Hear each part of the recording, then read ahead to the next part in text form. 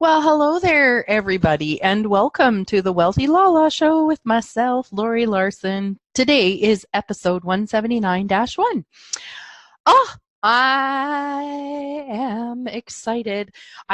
In looking at my calendar to see what episode this was today, I see that later today, um, excuse me, I have a 1 hour call with Dr. Joe Dispenza. So once a month, usually on the last Thursday of every month, Dr. Joe Dispenza does a 1 hour conversation where he three times, yeah, because it's just once a month. So he'll pick a subject, talk about it for 20 minutes to 40 minutes, and then he'll allow for questions. And today, gosh, what is the subject for today? I'm excited about that. I'm gonna have to see now. You guys realize like how lucky you are that I get to listen to me try and figure stuff out. It's just so funny. Oh man. Jeepers. Where is I don't know where it shows it. Read all instructions. Oh well, anyways. Okay. I'm just saying. I am I was putting search in. I was putting search in my Gmail and I put Dr. Ho. God. Seriously. Okay, oops. Okay, so the subject for today is how are you walking into your new future? Okay, so that sounds exciting. I'll have to keep you guys posted. If I remember, I'll tell you about it. So anyways, on to today's topic. Do you know what I did? I was reading further into this book, Running on Empty. I know that in the Monday, Tuesday show this week, I talked about it. And I did want to talk about it some more. And I am just finding this is just so incredibly valuable. So in this particular chapter, why feelings matter and what to do with them, the first prompt was understanding the purpose and value of your emotions. Number 2, identifying and naming your feelings. Okay. And then 3, learning to self-monitor your feelings, which is the little exercise that I read about on the 177-2 show. And how to identify the feelings that you're feeling, because it's surprising.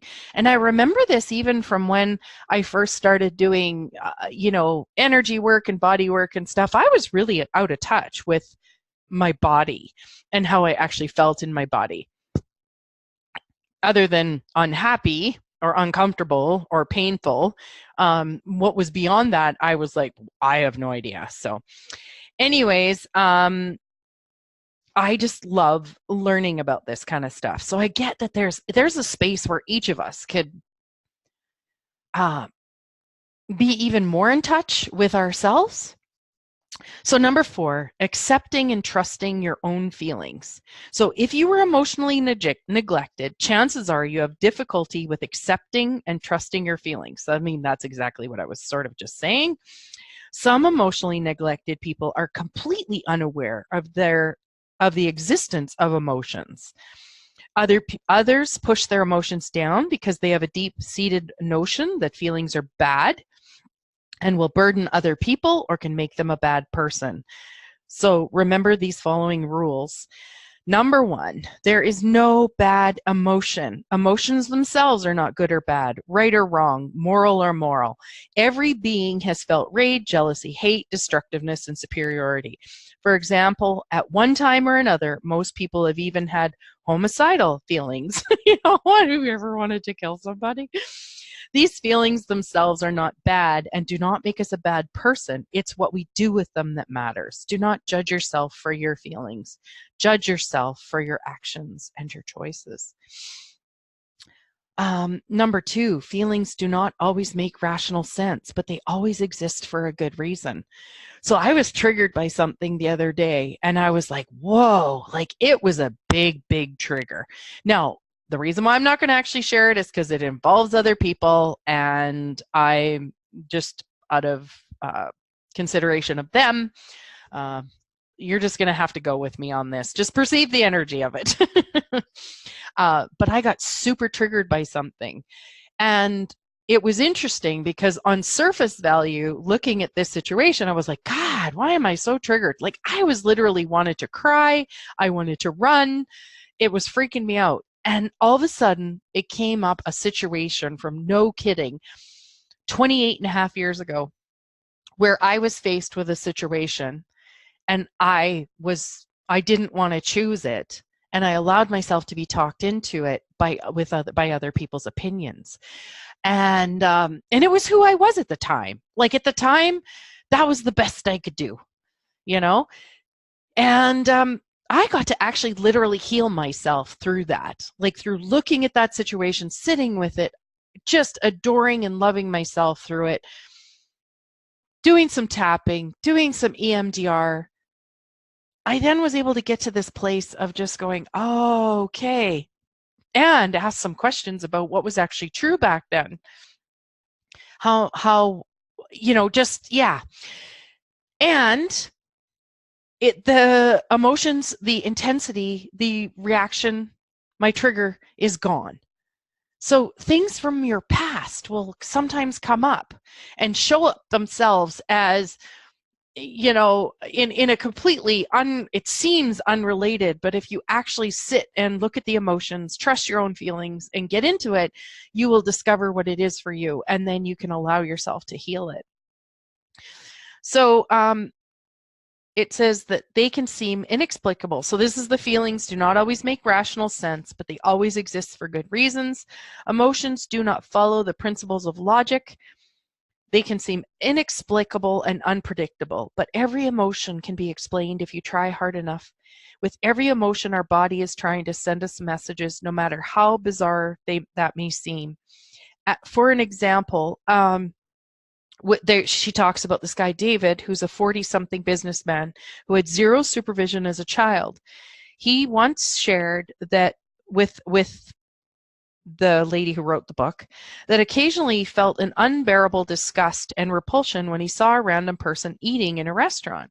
He was mystified by this and worried that might mean that he was crazy. Eventually, through a lot of exploration of his emotional neglect, he figured out the reason. His limbic system, unbeknownst to him, was equating eating, the taking in of food, with nurturance.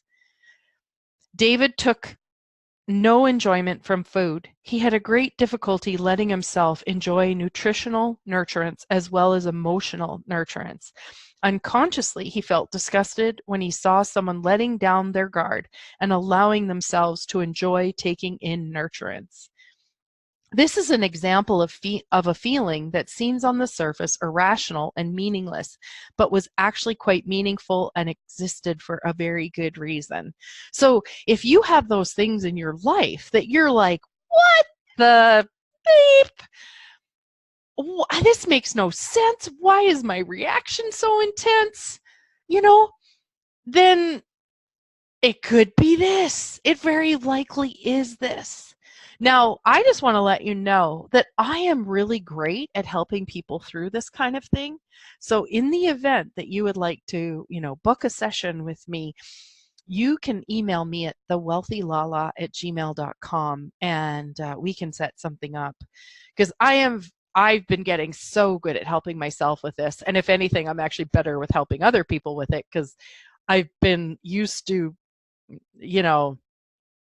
how do I say that? It's almost like I conditioned myself to be aware of other people's realities, because I would use it as a protective, mechanism.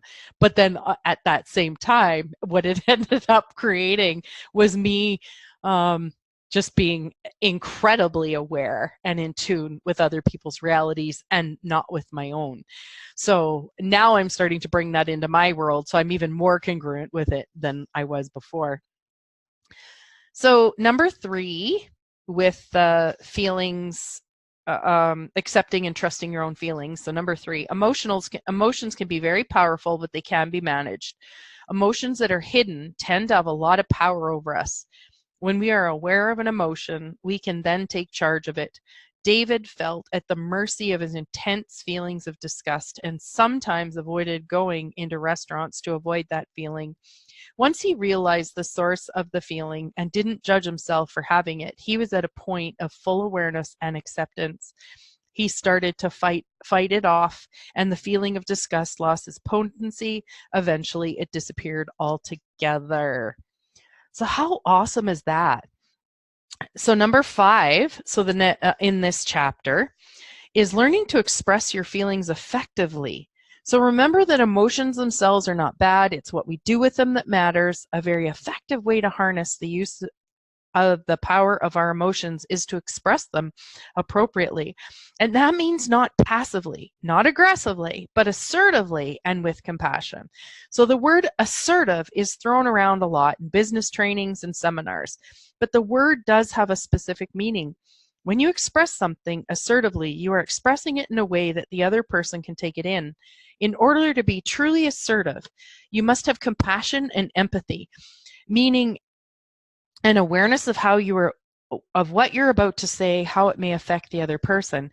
And I like to even think about even being aware of whether this is creating greater or not. So is what I'm going to say create greater? And consider the other person, but also consider yourself. You might be aware that something you're going to say to someone else is actually going to be really super uncomfortable in their world, but it's super honoring of you, and can you do it in a way that you walk away feeling proud about how you handled it for yourself? And, this is a learning curve thing. So you even want to not judge yourself if it doesn't quite right. You can, just, be sweet with yourself. So, yeah. Let's see here. And actually, she kind of goes into saying something about that. Like, say you're working hard on all the steps and identifying and naming exercise, you're becoming more aware of when you are angry. One day you're waiting in line at the movies and a sleazy guy cuts right in front of you. To handle this situation assertively, you would not keep your anger to yourself. You wouldn't just whisper it to your friend. You wouldn't yell at the guy or call him a jerk, although you may want to. You would tap him on the shoulder, mindful, with compassion, of the possibility of embarrassing him, and say quietly, "Excuse me, sir, but the end of the line is back there." Hopefully, he will look sheepish and go back to his proper place, but of course, it's possible that he will not. The point is here that you express yourself instead of bottling up your feelings so that they may eat away at you from the inside. And, that was absolutely something I used to do. I made myself so incredibly wrong. I was made wrong. I bought it. I, continued it on that I, what do you call it? Made myself wrong for the feelings that I had and the thoughts that I had and the emotions that I had, and didn't feel that I had a right to express them. And then, of course, what I noticed is that over the years of not doing that for a really long time, what I became like was a pressure cooker where I would be like, say nothing, say nothing, say nothing, blah, and it would come out as a bitch. It would come out as a complaint. It would come out as being real kind of pissy. And that was actually not creating greater. It was not creating something in my world. So that is actually really interesting. I'm so aware about that. I was actually chatting on the phone earlier with a friend about that today, noticing that about myself. And so cool. Okay. And one other thing that I wanted to say sort of as on a side note, because I may or may not read any more from the book today, but one of the things that I wanted to note that I've noticed after reading this chapter and awareness of after reading earlier this week too, was that